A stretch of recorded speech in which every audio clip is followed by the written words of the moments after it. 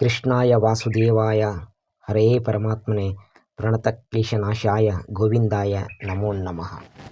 ಭಗವಾನ್ ಶ್ರೀಕೃಷ್ಣ ಬಹಳ ಅದ್ಭುತವಾಗಿ ಹೇಳ್ತಾರೆ, ಯಾವ ಮನುಷ್ಯ ಕೆಳಮಟ್ಟದಿಂದ ಯೋಚನೆ ಮಾಡ್ತಾನೆ ಅವನು ಕೀಳಾಗಿರ್ತಾನೆ. ಯಾವ ಮನುಷ್ಯ ಒಳ್ಳೆ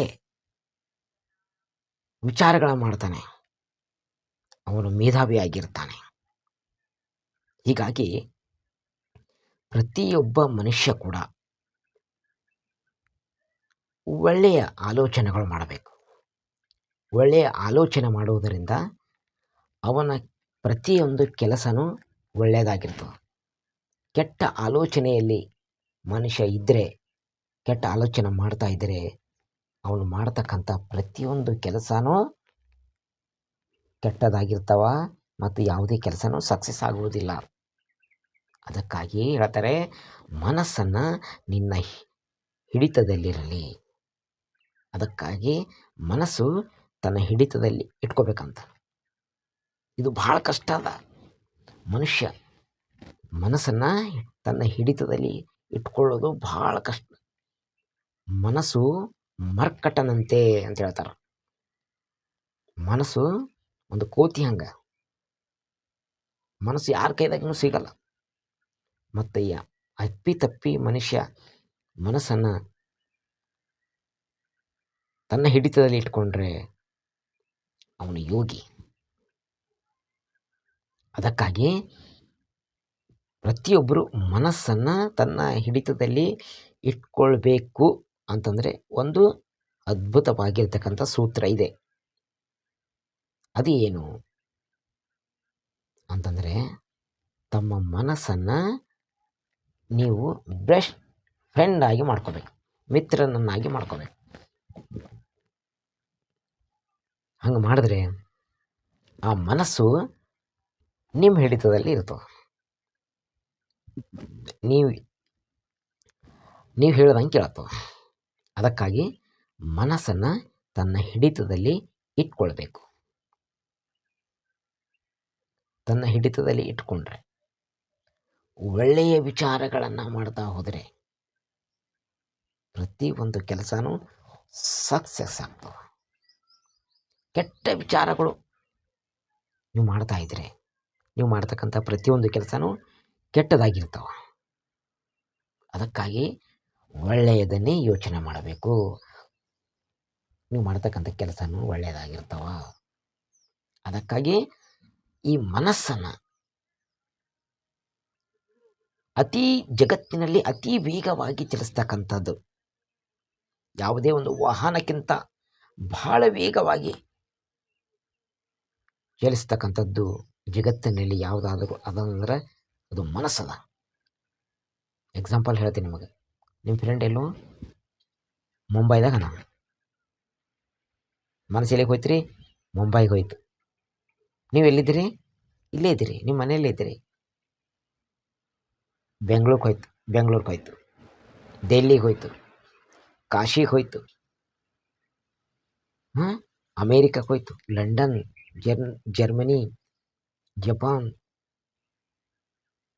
ನೋಡ್ರಿ ಮನಸ್ಸು ಎಷ್ಟು ಫಾಸ್ಟ್ ಹೋಗ್ತದೆ. ಅತಿ ವೇಗವಾಗಿ ಚಲಿಸ್ತಕ್ಕಂಥ ಯಾವುದಾದರೂ ಒಂದು ಅದ ಅಂತಂದ್ರೆ ಅದು ಯಾವುದು ವಾಹನ ಅಲ್ಲ, ಯಾವುದು ಮೋಟ್ರ್ ಸೈಕಲ್ ಅಲ್ಲ,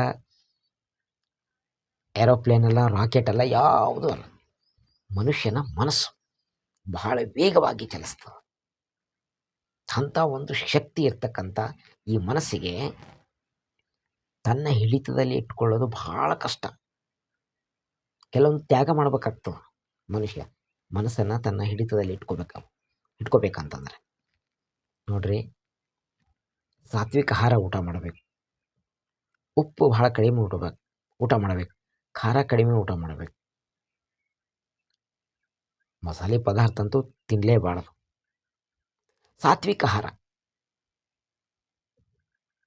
ಇವನ್ನೆಲ್ಲ ಇದು ಸೂತ್ರಗಳು. ಇವನ್ನೆಲ್ಲ ನಾವು ಕಡಿಮೆ ಮಾಡ್ಕೊತ ಬಂದರೆ ಏನಾಗ್ತದೆ, ಸಿಟ್ಟು ಕಡಿಮೆ ಆಗ್ತದೆ. ಸಿಟ್ಟು ಕಡಿಮೆ ಆಯಿತು ಅಂತಂದ್ರೆ ನಮ್ಮ ಮನಸ್ಸು ನಮ್ಮ ಕೈದಾಗಿರ್ತದೆ. ಮೊದಲನೇದಾಗಿ ಸಿಟ್ಟು ಕಡಿಮೆ ಮಾಡ್ಕೋಬೇಕು. ಮನುಷ್ಯನಿಗೆ ಬಹಳ ದೊಡ್ಡ ಶತ್ರು ಅಂತಂದರೆ ಸಿಟ್ಟು.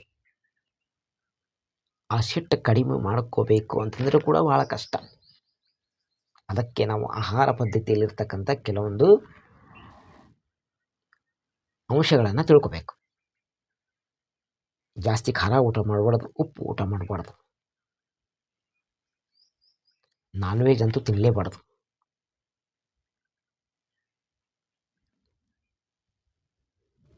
ಸಾತ್ವಿಕ ಆಹಾರ ಜೊತೆಗೆ ಒಳ್ಳೆಯ ವಿಚಾರಗಳು, ಒಳ್ಳೆಯವ್ರ ಬಳಿ ಕೂಡ್ರಿ, ಸತ್ಸಂಗ ಮಾಡ್ರಿ.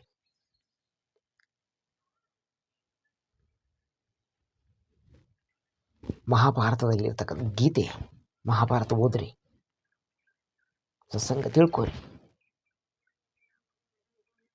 ಒಳ್ಳೆ ಒಳ್ಳೆ ಪುಸ್ತಕಗಳನ್ನು ಓದ್ರಿ. ಇವೆಲ್ಲ ಮನಸ್ಸನ್ನು ಕಂಟ್ರೋಲ್ ಇಟ್ಕೋಬೇಕು. ತನ್ನ ಕಂಟ್ರೋಲ್ನಲ್ಲಿ ಇಟ್ಕೋಬೇಕಂತಂದ್ರೆ ಇವೆಲ್ಲ ಮಾಡಬೇಕು.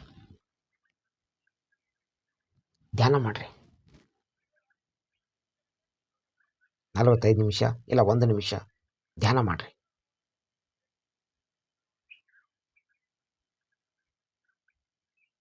ಧ್ಯಾನ ಮಾಡೋದ್ರಿಂದ ಮನಸ್ಸು ತನ್ನ ಕಂಟ್ರೋಲ್ನಲ್ಲಿ ಇರ್ತದೆ. ಧ್ಯಾನ ಅಂದ್ರೆ ಏನ್ರಿ? ಕಣ್ಣು ಮುಚ್ಚಿ ಕೊಡೋದಲ್ಲ.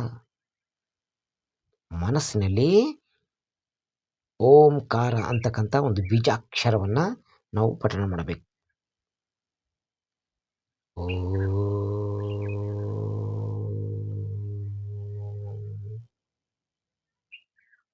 ಈಗ ನಾನು ಹೇಳ್ತಾ ಇದ್ದೀನಿ, ಹೇಳಬಾರ್ದು, ಮನಸ್ಸಿನಲ್ಲೇ ಹೇಳಬೇಕು, ಬಾಯಲ್ಲಿ ಹೇಳಬಾರ್ದು, ಶಬ್ದ ಬರಬಾರ್ದು.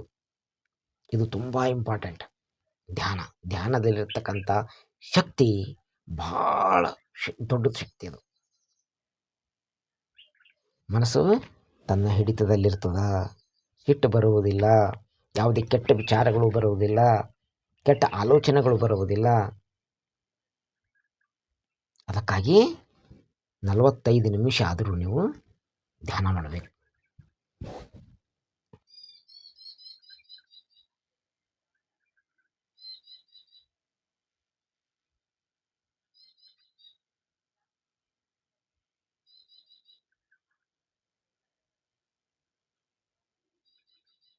ಸುಮ್ಮನೆ ಕಣ್ಣು ಮುಚ್ಕೊಂಡು ಕುಂತ್ರೆ ಧ್ಯಾನ ಆಗಲ್ಲ. ಧ್ಯಾನ ಅಂತಂದರೆ ಕಣ್ಣು ಮುಚ್ಕೊಂಡು ಮನಸ್ಸಿನಲ್ಲಿ ಓ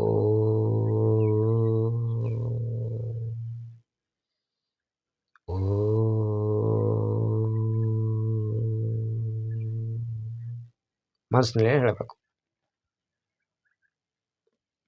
ಮನಸ್ಸಿನಲ್ಲಿ ಹೇಳಿದ್ದು ಮಹಾದೇವನಿಗೆ ಮುಟ್ಟುತ್ತದಂದರೆ ಮನಸ್ಸಿನಿಂದ ಏನು ನೀವು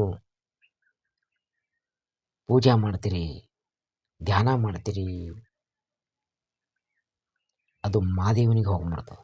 ಮತ್ತು ಮನಸ್ಸಿನಲ್ಲಿ ಕೆಟ್ಟ ಆಲೋಚನೆಗಳು ಮಾಡಿಕೊಂಡ್ರೆ, ಕೆಟ್ಟ ಆಲೋಚನೆಗಳು ನೀವು ಮಾಡಿದ್ರೆ ಅದನ್ನು ಶಾಪಕ್ಕೆ ಗುರಿ ಆಗ್ತೀರಿ.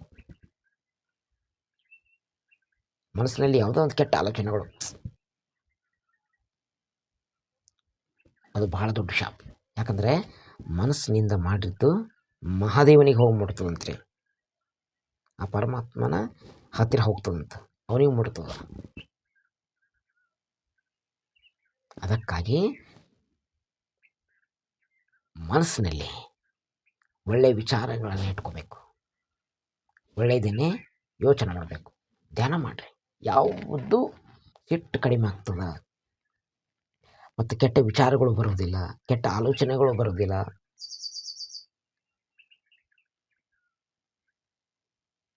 ಭಾಳ ನಿಮ್ಮ ವಿಚಾರಗಳು ಭಾಳ ಎತ್ತರಕ್ಕೆ ಹೋಗ್ತವೆ. ಮನಸ್ಸು ನಿಮ್ಮ ಹಿಡಿತದಲ್ಲಿ ಇರ್ತದ. ಮತ್ತು ಮನುಷ್ಯ ಯಾವುದೇ ಒಂದು ಟ್ರಸ್ಟ್ನಲ್ಲಿದ್ದರೂ ಕೂಡ ಮನುಷ್ಯ ಟ್ರಸ್ಟ್ನಿಂದ ಹೊರಗೆ ಬರ್ತಾನೆ, ಮೇಧಾವಿ ಆಗ್ತಾನೆ, ಯೋಗಿ ಆಗ್ತಾನೆ. ಎಲ್ಲ 6 ತಿಂಗಳು 7 ತಿಂಗಳು ಮಾಡೋದಲ್ರಿ. ಧ್ಯಾನ ರಿಸಲ್ಟ್ ಇದು ರಿಸಲ್ಟ್ ಬರ್ಬೇಕಾದ್ರೆ ಮಿನಿಮಮ್ ಏನು ಮಾಡಿಲ್ಲ ಅಂತಂದರೆ 1 ವರ್ಷ ಮಾಡಿರಿ. ರೊಕ್ಕ ಕೊಡೋದಿಲ್ಲ, ರೂಪಾಯಿ ಕೊಡೋದಿಲ್ಲ, ಏನಿಲ್ಲ, ಖರ್ಚೇ ಇಲ್ಲರಿ. ಟೈಮ್ ತೊಗೊಂಡು ಮನ್ಯಾಗ ಮಾಡೋದಷ್ಟೆ. 1 ವರ್ಷ ನೀವು ಓಂಕಾರ ಓಂ ಮನಸ್ಸಿನಲ್ಲಿ ಹೇಳ್ರಿ. 45 ನಿಮಿಷ ಮಾಡಿರಿ. ನಿಮಗೆ ಸಾಧ್ಯ ಆಯ್ತಿತ್ತು ಅಂದ್ರೆ 1 ತಾಸು ಮಾಡಿರಿ.